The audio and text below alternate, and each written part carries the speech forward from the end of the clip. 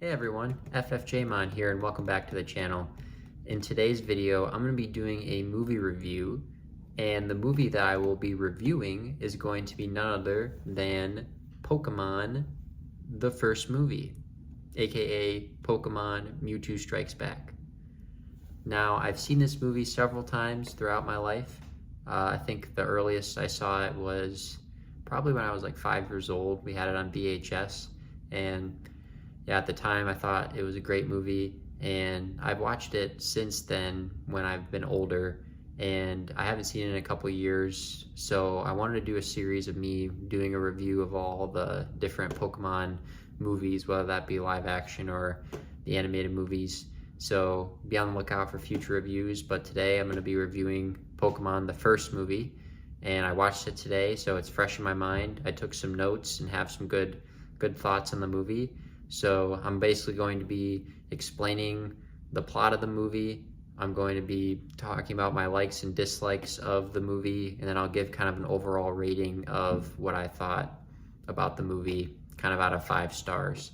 And I'm going to be kind of doing that rating based off of how good the movie is being like a Pokemon movie, and not necessarily like a good movie overall. Like, I'm not saying these movies aren't good, but I'm not really going to compare, like if I give a movie like a 4 or 5 star out of 5, I'm not saying like it's on the same tier as, like, you know, great movies like The Godfather or A Beautiful Mind, or like movies that have won Oscars and stuff like that. Like, I'm kind of rating them based off of how I would want like a Pokemon movie and whether it's good for being a Pokemon movie.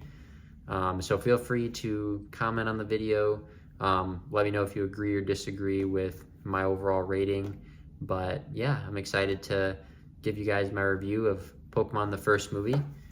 And without further ado, let's get started. So for this first part, I'm going to talk about the plot of the movie, and I just want to right now say spoiler alert. I know this movie has been out for 25 plus years now, but I did want to give like a spoiler warning in case anyone hasn't seen the movie and wants to watch it before they get spoiled with this plot summary I'm about to give. But I want to just give a quick summary of the plot, and then we can dive into my thoughts on the movie overall. So basically the plot of the movie is Giovanni is hiring a bunch of scientists to clone the legendary Pokemon Mew, and he wants to not only clone Mew, but make Mew even stronger than its original form. So Giovanni hires Dr. Fuji and a bunch of scientists to create this new, better Mew, and they call it Mewtwo, and they essentially want to have the most powerful Pokemon to be able to kind of control the world and, you know, do things for Giovanni in order to manipulate events in the world and kind of have power over everyone else. So he hires these scientists. They find DNA of Mew. They clone Mew into Mewtwo. But then you don't realize actually there's a bonus feature, and it's not in the original English release, but it was for Japanese. There was a short segment kind of showing a prequel of how the scientists, you know, found Mew's DNA. They, you know, had the process of cloning Mew into Mewtwo. They failed, you know, a bunch of attempts before, and Dr. Fuji actually had like a little backstory where he was trying to save his daughter. His daughter passed away, but he was able to kind of keep her alive, like her consciousness, and he was using this research on Mew and Mewtwo to help save his daughter. And he kind of was like obsessed with it. He ended up getting divorced from his wife because she, you know, accepted that her daughter had passed away, but Dr. Fuji just couldn't bear the loss of his daughter, so he tried to bring her back to life essentially. And when they created Mewtwo, and when he wasn't fully grown yet, he basically had a vision of the daughter. I'm forgetting her name, but yeah, they tried to basically bring her to life, and she was talking to Mewtwo, and there was these 3 other Pokemon they were trying to clone, which happened to be the Kanto starters, so Charmander, Bulbasaur, and Squirtle. They were also in the lab being cloned, and they were all kind of talking to each other telepathically, like in a dream essentially. Mewtwo, Dr. Fuji's daughter, and the 3 starter Pokemon clones. Now, the daughter kind of showed Mewtwo that, hey, like it's a wonderful world out there, and like there's a lot of cool things in life, and unfortunately, like she couldn't be a part of that with him anymore because she actually couldn't hold on, and she ended up passing away, as well as those 3 Kanto starter clones. They also couldn't survive the cloning process, so Mewtwo ended up being alone and basically like had his memory wiped of that encounter prior to him like getting older in his genetic process. But he kind of felt this loss and knew that, hey, like it is kind of a wonderful world out there, but he didn't really remember why, and he kind of like was lost, not having a purpose, because yeah, he kind of lost his friends and was alone. So that was kind of like a prequel. That wasn't really part of the movie. That was actually part of this Pokemon Mewtwo Returns. So this is a sequel to, it's like a TV movie sequel to the Pokemon The First Movie. And there is a special bonus feature, which is the uncut story of Mewtwo's origin. So I watched this after I watched the movie, and I've seen it before, but I wanted to watch it again to get a better sense of that origin story before the events of the first movie. And yeah, that's basically what happened with Mewtwo. So then cut back to the movie. Mewtwo is born. Dr. Fuji and the scientists are successful in creating Mewtwo, and Mewtwo is kind of confused. He doesn't know his purpose in life. He was created, and all these humans, you know, are happy that they were successful, but they don't really care about Mewtwo. All they care about is their success and like the power and the type of Pokemon he's going to become. But Mewtwo, you know, doesn't really have a say, and he's just kind of there, and he's like, wow, like, what's my purpose? These people don't care about me. Yeah, he's kind of just being used. So he essentially kind of lashes out. He basically kills everybody on the island that he was made. And yeah, Dr. Fuji kind of gives a cryptic, like, wow, we planned to create the strongest Pokemon, and we succeeded. And it looked like he died, but I mean, I know in the video games, he ends up, you know, living and kind of being the caretaker Pokemon in Lavender Town. But based on the movie, it looked like I don't know how he would have survived that. Like Mewtwo basically just wipes everyone out on the island. So he basically is trying to find a purpose in life. Giovanni comes in and kind of twists the narratives a little bit. So he comes down on a helicopter to the island where Mewtwo kind of decimates the whole lab. Giovanni says, hey, if you team up with me, I can find you a purpose. I can help you, you know, harness your powers. You're kind of like an untamed flame, and you need to kind of hone in on your powers and kind of get better at them. So he teams up with Giovanni. Giovanni kind of helps him learn about his power. He puts on kind of like a mech suit to kind of help suppress his power, but also focus it. And Mewtwo like kind of becomes successful in learning of how to use his power. Then eventually Mewtwo, after he kind of trains with Giovanni, he still has the burning question of, hey, like, what's my purpose in life? I don't really know. I have all this power, but like, I don't really know what to do. I'm kind of alone. I'm just this clone copy. And he kind of has that awareness of his like state in the world. And Giovanni says, hey, your purpose was to serve me. I made you. I hired scientists to make you. Your purpose is to serve me and help me kind of control the world. Mewtwo obviously doesn't like that answer. He lashes out. He basically destroys Giovanni's lab or his like facility, and then he kind of goes off and kind of does his own thing. And eventually he goes back to the island where he originally was made, Mewtwo does. He kind of creates this big like facility, basically recreates kind of the laboratory he was made. It's on this island called New Island, and he essentially is going to create an invitation to have the strongest trainers in the world come to his island, and we'll find out later kind of his intentions with that. So then we cut into Ash and Brock and Misty. They basically, you know, are on their travels, just hanging out. Ash has a little picnic. He fights a trainer. He wins. Dragonite flies from New Island to them to give them the invitation because there's like a Fearow watching them, and he sees that, hey, Ash is a good trainer. He ends up beating this guy that, you know, has some good Pokemon. He has like a Donphan, a Machamp, a Golem, Venonat. He had one more, but yeah, Ash ends up beating this guy pretty handily with his unevolved starters, Bulbasaur, Squirtle, Pikachu, and yeah, Mewtwo takes notice, sends him an invitation via Dragonite, and invites him to come to the island. And one thing to note that I think is interesting is yeah, like the whole bunch of these invitations, get sent out to strong trainers. And yeah, Team Rocket's also there. They're kind of, viewing the scene as they always do. And yeah, eventually they go to the Pokemon Center, to the harbor, to get a ride to the island. But then Mewtwo basically whips up a storm because he doesn't want it to be easy for the trainers to get to the island. So essentially it's a test where the trainers have to get to the island via, their Pokemon in order to prove that they are strong. So out of all the Pokemon trainers that get invited, really only 3 trainers, and then also Ash and Brock and Misty, get to the island. There's a trainer that has a Gyarados and mostly water Pokemon. There's a girl trainer that has a Blastoise and a Dugong and a couple other Pokemon as well. And then there's a guy who has like a Venusaur and a Rhyhorn and some other Pokemon. And they all, and a Pidgeot, and they all basically get to the island. So all these guys have like really strong Pokemon, fully evolved, while Ash, on the other hand, besides his Charizard, who doesn't even obey him, just has, a Squirtle, Bulbasaur, Pikachu. He had a few others, but they didn't really show up in the movie.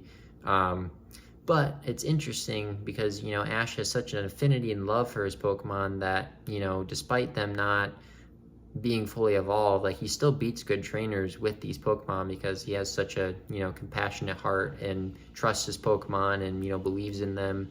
And you kind of see that in the opening battle with Ash, where he defeats this guy that, has a Donphan, and he has a Bulbasaur, but, Bulbasaur uses Solar Beam and beats him. His Squirtle beats a Machamp using Bubble Beam, like one shot. And then Pikachu ends up defeating like 3 Pokemon at once with a Thunderbolt, but he somehow defeats a Golem, who's, I think, a Rock and Ground type, and he still beats him even with an electric move, even though he's a ground type, which doesn't make sense, but I thought that was funny. But yeah, I think it's just cool that, Ash, obviously it's an anime and they want to make Ash, be able to get there as well, but it's just interesting that he's not the strongest trainer in terms of like his Pokemon and how strong they are via like level or what evolved form they are, but they are strong because, Ash has such a relationship with them. So they eventually get to the island. Team Rocket tries to take them on a boat, and they don't. The boat breaks in the storm, and then Ash uses his Pokemon to get to the island. Brock and Misty help. Team Rocket eventually gets to the island too, and there is backing up a little bit, the Nurse Joy is missing at the Pokemon Center at the harbor. They find out that Mewtwo actually basically mind controlled her to help her, to basically have her help him with his schemes on the island. So Ash and the team and the trainers get to the island.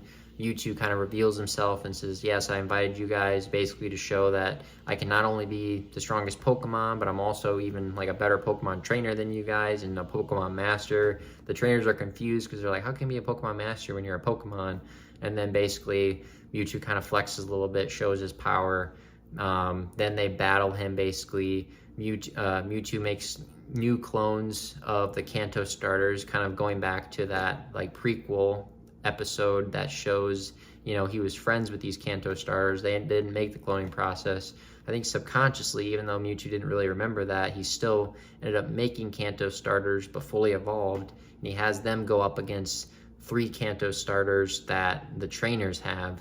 So one of them has a Venusaur called Brute Root. That's one of the guy trainers. The girl trainer has a Shell Shocker, who's her Blastoise, and then Ash's Charizard goes up against the 3 clones, and they all end up losing.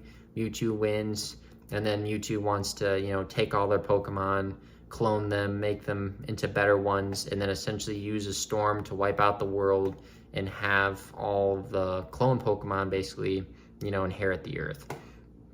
So Ash and his friends try to stop Mewtwo from taking their Pokemon. They kind of fail. All the Pokemon kind of get cloned on the island.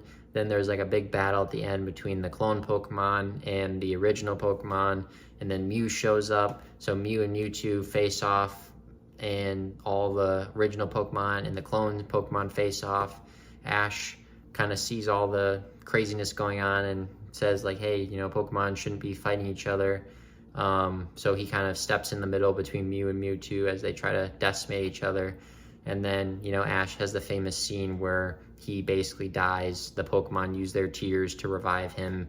And then once he's revived by the Pokemon and they're being moved by his sacrifice, Mewtwo realizes, wow, this guy would sacrifice himself to save Pokemon.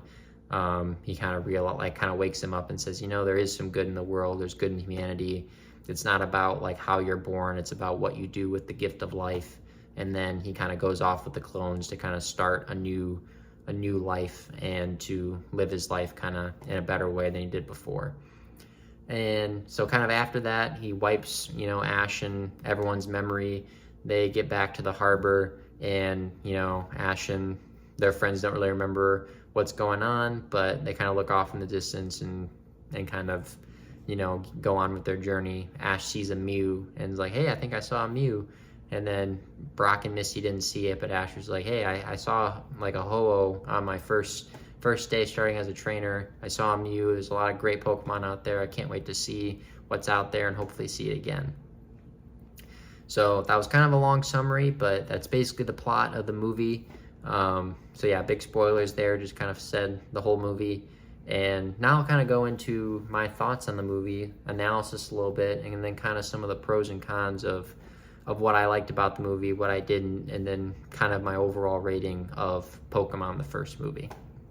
And I have some notes here, and I wanted to kind of just go over what I liked about it. So yeah, what I liked about this movie is that it's very cinematic. And what I mean by that is when I've compared watching this movie to other Pokemon movies that I've seen, like more recent, I feel like this movie does a good job of hitting all your different like cinematic notes. So for example, it has a good score in terms of like music. It has really good music scores, and I feel like in certain moments throughout the movie, it does a good job of, you know, having good background music at different scenes. Like when you first introduce Mewtwo and he's coming down, you know, from the ceiling, I think the music they had for that was like excellent.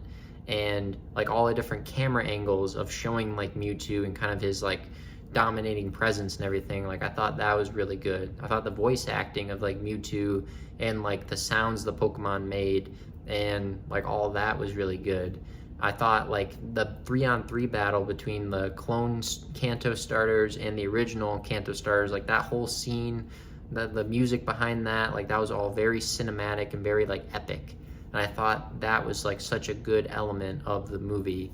And like the soundtrack, just like the soundtrack alone for this movie is great. Like listening to it on Spotify, you can listen to it, or wherever you listen to music, like that soundtrack of this movie is just so good. So that was like one highlight. It's like it's a very cinematic, and it's very like, you can tell it's like a big deal, big event.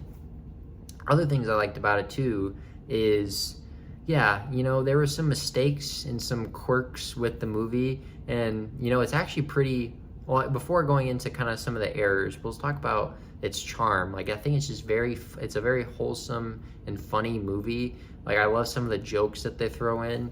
Like, one time Meowth made a joke about Jessie's cooking, like, at the beginning of the movie, and how, like, yeah, last time he had her cooking, like, she wiped out 8 of his 9 lives because he's a cat. And I just thought that was pretty funny. Let me look through my notes here to see if there's any other kind of jokes. Yeah, they called like Mewtwo like a Pokenstein, like Frankenstein. I thought that was funny. Oh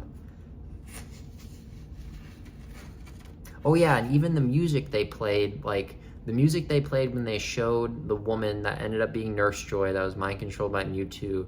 Later on in the movie, when they were looking at a poster of like the missing Nurse Joy, they played the same background music when they showed the scene of her with Mewtwo when you didn't know who she was. And then they kind of eerily played it a little bit in the background when they showed like the poster of the missing Nurse Joy. So like obviously if you're older you could probably tell like, oh yeah, that's the missing Nurse Joy, but I like the little foreshadowing they did with the music with that particular scene, and I thought that was like a really creative way to kind of foreshadow what was going on.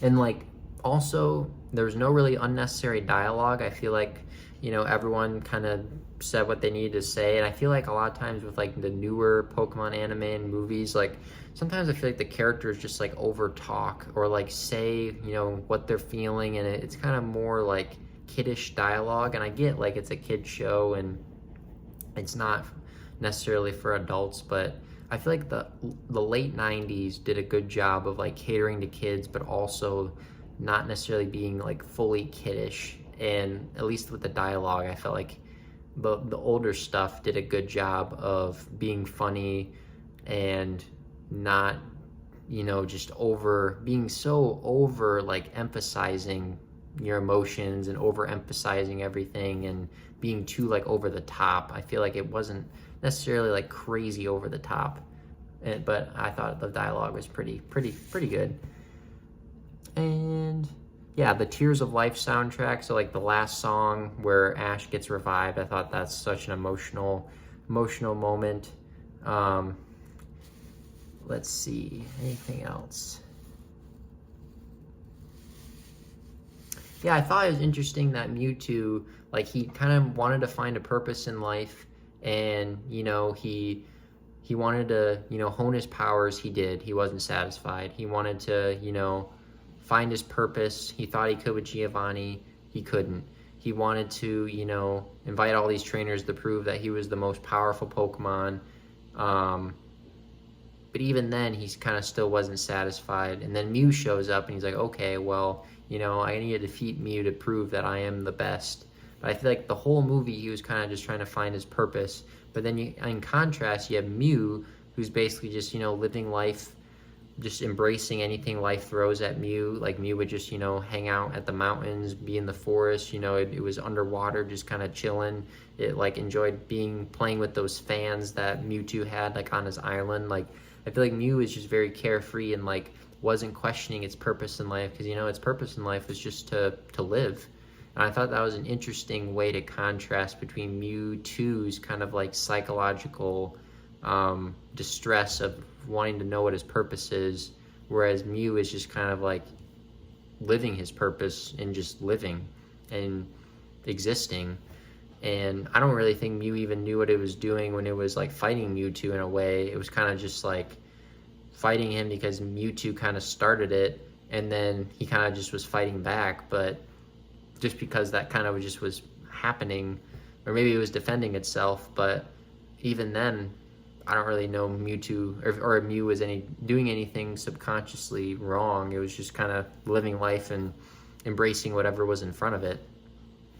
So that was kind of an interesting contrast between Mew and Mewtwo. Now we can kind of go into some of the things I thought, you know, they made some mistakes or I didn't like per se about the movie. One is where they would sometimes botch the name of the Pokemon that was being shown in the movie. So for example, one of the trainers that was invited at the island got there flying on a Pidgeot, but then when he got there and Ash was talking to him about his Pokemon, he said he was flying on a Pidgeotto. So like they just got the name of the Pokemon completely wrong. Another instance was when Team Rocket was on the island and they entered the facility that Mewtwo had to clone the Pokemon. They had a screen where they would take the DNA from a Pokemon, they'd show like kind of a blacked out outline of the Pokemon on a screen, and they would say like, oh, that Pokemon is whatever, based on what it looked like. And there was a clear form of Scyther on the screen, and Team Rocket said it was Alakazam. So like they just completely got the name of that Pokemon wrong, which I thought was funny, but also it's like, you could have been more consistent of getting the name of the Pokemons right, which I thought was interesting. Let's see, what else? Oh yeah, another thing was like Mewtwo is the clone of Mew. I'm pretty sure the lore is Mew has like the genetic material of all Pokemon ever, and that's why Mew is the only Pokemon besides Ditto, which people believe is a failed clone of Mew, because you can find Ditto in the games. You can find Ditto on Cinnabar Island, which is the place where the scientists were working to create Mew. And so Ditto is like a failed clone of Mew, so they say. I think that's a pretty well-known theory, and I think it's probably true. And they're the only two Pokemon that know the move Transform, which can allow them to transform into any Pokemon. And I think the fact that Mewtwo is a clone of Mew. Obviously, it's more enhanced and kind of more powerful, or was enhanced a little bit, but it still should have the same DNA or genetic makeup as Mew. So when Mewtwo is making clones of Pokemon, why did he need the Pokemon of all the trainers that were on the island to make new clones of those Pokemon when he could have probably just used his own DNA to make clones of Pokemon? And also, that bears the question how those Kanto starter Pokemon that he already cloned by the time the trainers got to the island, how were they cloned? Did he have, the genetic material of those 3 Kanto Pokemon to make the clones already? Or did he use his own DNA to make them? But then why did he need the other Pokemon's DNA to make those Pokemon? So that was kind of an inconsistency that I found. Another one where I know people gripe about is like the whole ending where the Pokemon are fighting and, they say, oh, Pokemon shouldn't fight, or they shouldn't fight like this. And people are saying, well, that's kind of like counterintuitive because the whole point of like the Pokemon franchise is like Pokemon battling each other. But then this movie is telling people that, oh, like Pokemon shouldn't fight.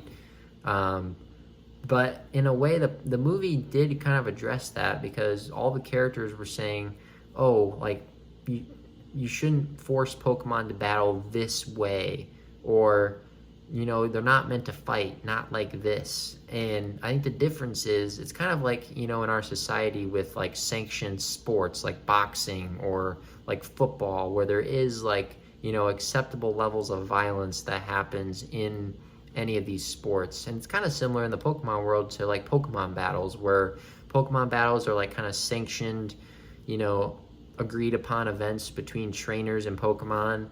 And there's a certain line where if a Pokemon defeats another, then they faint, but then you take them to a Pokemon center, you heal them up, then they're good. It's kind of ingrained in the society. But the way these Pokemon were fighting each other, like the clones and the originals, they were essentially like beating each other to a pulp and basically trying to like kill each other.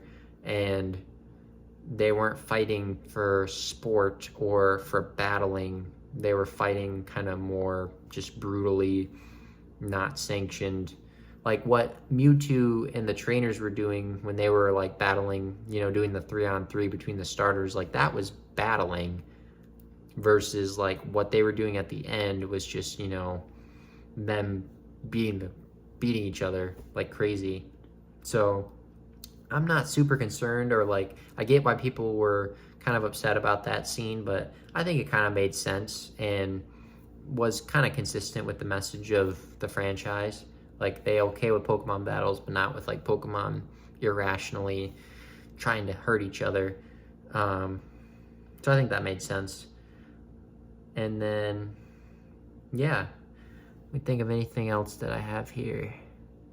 Yeah, I thought the whole legend about the Pokemon's tears, it's interesting how, I guess Pokemon, shed a tear, then they can revive you. And that woman in the Pokemon Center that like has like the very eerie voice kind of gave the mysterious legend about Pokemon and their tears and all that. And it was, I feel like it's just kind of there just to foreshadow what was going to happen. But in the uncut story of Mewtwo, they did mention the tears, I think, again. I think the daughter of Dr. Fuji mentioned about Pokemon tears. Yeah, I think she said like her father told her about a legend, how like when Pokemon cry, their tears can be used to like revive people. Because I think Mewtwo was crying when like the Pokemon those Kanto starters were disappearing, and he was like getting upset that he was going to be alone. And then the daughter basically said like, hey, it's okay, and Pokemon's tears can revive people. So I thought that was kind of interesting. All right. So overall, I thought it was a great movie. It was a great introduction to the Pokemon franchise. I thought the battles were great.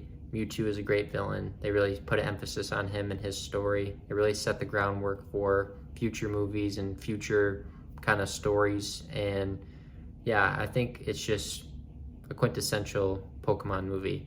And there's a reason why it's so popular, so iconic. And I think if I were to give it a rating out of 5 stars for a Pokemon movie, I'm going to give it a 5 out of 5. And I think it definitely holds up. Even though all these years later, I think it's still an enjoyable watch. I would watch it again. And you can't say the same for other Pokemon movies, I can tell you that much. And we'll see as I review future movies what what my stance is, but yeah, I think I'm gonna give it a 5 out of 5. So thanks for watching. Hope you guys enjoy the video. Look out for more reviews in the future, and thanks. FFJmon out.